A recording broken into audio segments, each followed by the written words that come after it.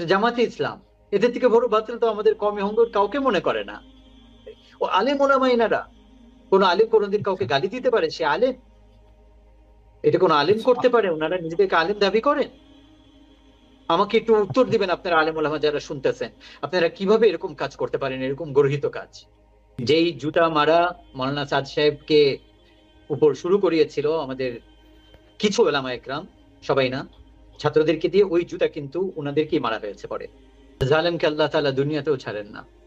আর মজলুম মুসলমান সে হলেও। যদি কাফেরও হয়, মজলুম যদি কাফেরও হয়, আল্লাহ তাআলা তার সাথ দেন। মনে রাখবেন, বাংলাদেশের সরকারও এটা জানে, বর্তমানে সরকারও জানে আমরা মজলুম।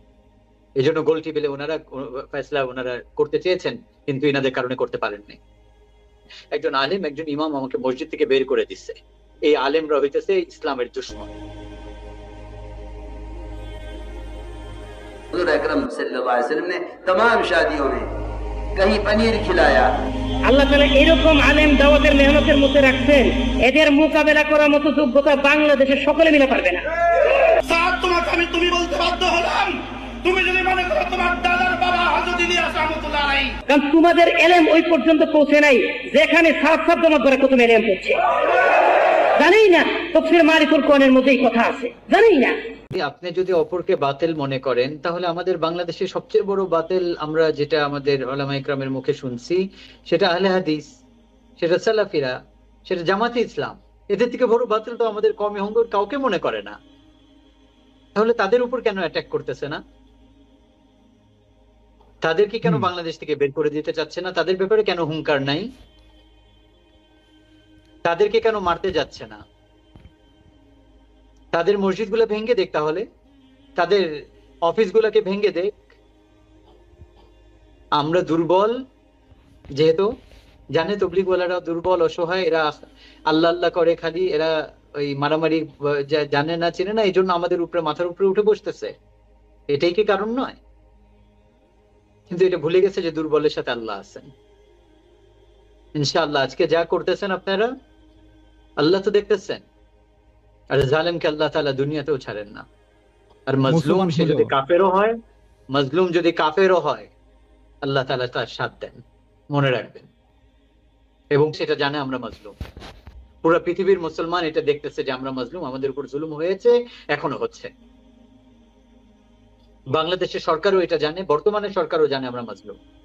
এই জন্য গোল টেবিলে ওনারা ফয়সলা ওনারা করতে চেয়েছেন, কিন্তু এনাদের কারণে করতে পারেননি। এই জন্য আল্লাহর ওয়াস্তে এগুলাকে বন্ধ করেন। আর আপনি যেটাকে ঠিক মনে করেন ওইটা আপনি মানেন, ওইটা অন্যের উপর চাপায় দেওয়ার চেষ্টা করেন না। আর যদি আমাদেরকে বাতিল মনে করে মারবেন, আমাদেরকে প্রতিহত করবেন, তাহলে আহলে হাদিস, সালাফি, জামাতে ইসলাম, এদের থেকে আপনাদের কাছে সারা জীবন শুনেছি এরা হচ্ছে সবচেয়ে বড় বাতিল, এরা হচ্ছে ইহুদির দালাল, এরা হচ্ছে কাফেরদের সহযোগী, আরো কত কি আপনাদের মুখে শুনেছি। এখন তারা কি হয়ে গেল? তাদের সাথে আপনারা মিটিং এ বসতেছেন, তাদের বয়ানে যে আপনারা বয়ান করতেছেন, তাদের সাথে এক টেবিলে বসতেছেন, খাবার খাচ্ছেন, আর আমাদের সাথে এত বড় ইখতিলাফের পরেও একটু বসার জন্য রাজি না আপনারা, যে ইখতিলাফ দূর হয়ে যাক, সাধারণ মানুষ এটা থেকে বেঁচে যাক, আমরা আর মারামারি চাই না, আমরা আর কিছুই চাই না। ঠিক আছে ভাই, আপনারা যেভাবে করতেছেন আপনারা করেন, আমরা আমাদের মতো করি, এতটুকুর উপরে কি আমরা আসতে পারি না? কিভাবে বললে আপনারা বুঝবেন আমরা সেভাবে বলবো, কিভাবে করলে আপনারা বুঝবেন আমরা সেভাবে করব। ইনশাআল্লাহ আপনাদের কাছে আমার আরজ, আপনারা আসেন, বসেন, আমাদের সাথে কথা বলি। আমরা একবার না, দুইবার না, 1000 বার বসতে রাজি আছি আমরা। ইখতিলাফ শেষ করেন, আমাদের সাথীদেরকে কাজ করতে দেন, মসজিদ থেকে জামাত গুলা বের করে দিবেন না। একটা কথা আপনারা বলেন আমরা ওলামা বিদ্বেষী বানাইনি। আপনি গত 7 বছরে একটা সেন্টেন্স, অনলি ওয়ান সেন্টেন্স, একটা শব্দ আপনারা যদি দেখাইতে পারেন আমাদের কোন তবলিগের সাথী বয়ানাতের মধ্যে, হ্যাঁ মাঠ পর্যায়ে অনেক সাথে অনেক কিছুই বলতে পারে, তারা ওটা গণনা না। আমাদের কোন মুরব্বী কোনোদিন কোন বয়ানাতের মধ্যে কোন জায়গায় বা মৌলানা সাদ সাহেবের মুখে কোন আলেম ওলামা বিদ্বেষী কথাবার্তা বের হয়েছে কিনা আমাকে দেখাবেন। ওলামা বিদ্বেষী আমরা কারা বানাই আলামিন ভাই জানেন? আপনি আমি বানাই। আমি একটা মসজিদের ইমাম, একটা খতিব, এখানে 20-25 জন সাধারণ মানুষ তার বাড়ি ঘর মা বোন সবকিছু ছেড়ে তবলিগে আসছে, আর তাদের গাঠি উঠায় যখন তাদেরকে অপমান করে এই শীতের মধ্যে মসজিদ থেকে বের করে দিই, সারা জীবনের জন্য ওই লোকের অন্তরের মধ্যে এটা বসে যায়, একজন আলেম একজন ইমাম আমাকে মসজিদ থেকে বের করে দিচ্ছে। এই আলেমরা হইতেছে ইসলামের দুশ্মন, এই ইমাম হইতেছে ইসলামের দুশ্মন। তো ইসলাম বিরোধী আলিম বিরোধী কে বানাইলো একজন সাধারণ মানুষকে? আমরা তো তাদেরকে আপনাদের খেদমতে পাঠাচ্ছি মসজিদের মধ্যে, আপনারা তার সাথে বসেন, যদি ভুল মনে করেন তাকে সময় দেন, তার কোনো ভুল থাকলে ঠিক করে দেন, তাহলে সারা জীবন সে আপনার জুতা সিধা করবে।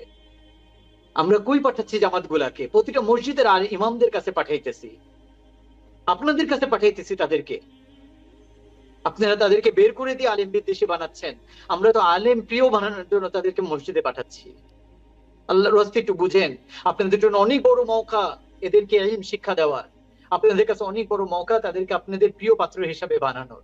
সারা জীবন আপনার জুতা সিধা করবে, আপনার থুতু ফেলার আগে আপনার সামনে পাত্র নিয়ে দাঁড়ায় যাবে। তাদেরকে দিন শিখান, তাদেরকে মহব্বত করেন। মসজিদ থেকে বের করে দিবেন তো আলেম বিদ্বেষী আমরা বানাচ্ছি না, আপনারা বানাচ্ছেন। এই অপবাদ আমাদেরকে দিবেন না আমরা আলেম বিদ্বেষী বানাই। এই গত 8 বছরের জীবনেও কোনোদিন আমি এই নিজামুদ্দিনের পক্ষে আইসে যাও, পক্ষ অবলম্বন করো, আমরাই ঠিক, আমি জীবনেও বলি নাই, ওনারা বেঠিক, জীবনেও বলি নাই, একটা কথাও না।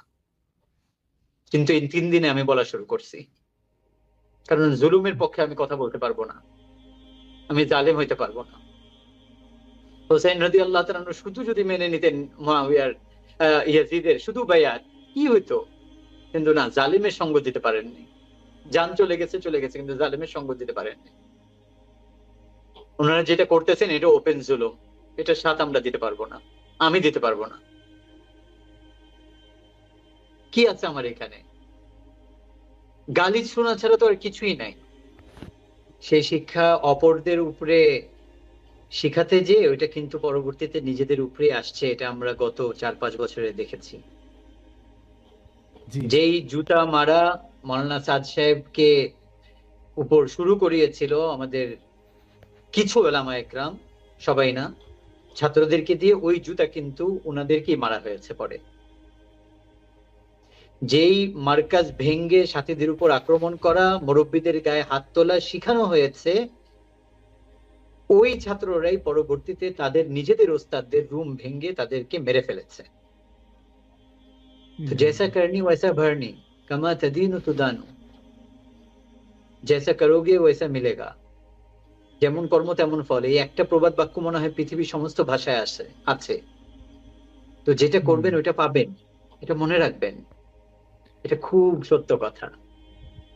আমাদের বিভিন্ন ঘরের সামনে এসে, বাড়ির সামনে এসে কুকুর, বিভিন্ন ধরনের জানোয়ারের নাম নিয়ে, আমি তো গালিও দিতে পারবো না, এগুলো জানোয়ারের নাম নিয়ে বাড়ি ঘরের সামনে এসে, মা বোনরা ভিতরে আছে, বৃদ্ধ মা আছে, দাদি আছে, তারা হার্ট অ্যাটাক করতে পারে, ওই জায়গায় অসভ্য ভাষায় গালিগালাজ করতেছে। ও আলেম ওলামা এনারা, কোন আলেম কোনদিন কাউকে গালি দিতে পারে? সে আলেম? আলেম কাকে বলে কোরআনের ভাষায়? যে আল্লাহকে ভয় করে সে আলেম। যে আল্লাহকে ভয় করে সে কোনোদিন কোনো মানুষকে মা বাবার নাম নিয়ে গালি দিতে পারে? কোনো জানোয়ারের নাম নিয়ে গালি দিতে পারে? কারো বাসার সামনে এসে, রেসিডেন্সিয়াল এরিয়ার মধ্যে ঢুকে, আজকে জুমার পরে বিভিন্ন জায়গায় আমাদের সাথীদের বাসার সামনে, আমার নিজের বাসার সামনে ধানমন্ডিতে, এই জায়গায় এসে নাকি তারা অকথ্য ভাষায় গালিগালাজ করে মাইক লাগায়, যেখানে হাজার হাজার লাখ লাখ মানুষ, যেটা জীবনও কোনোদিন ধানমন্ডিতে হয়নি, ওনারা আজকে এই কাজ করেছেন। এখানে মহিলা আছে, বাচ্চা আছে, অসুস্থ মানুষ আছে, হার্টের রুগী আছে। এটা কোন আলেম করতে পারে? ওনারা নিজেদেরকে আলেম দাবি করেন? আমাকে একটু উত্তর দিবেন আপনারা আলেম ওলামা যারা শুনতেছেন, আপনারা কিভাবে এরকম কাজ করতে পারেন, এরকম গর্হিত কাজ?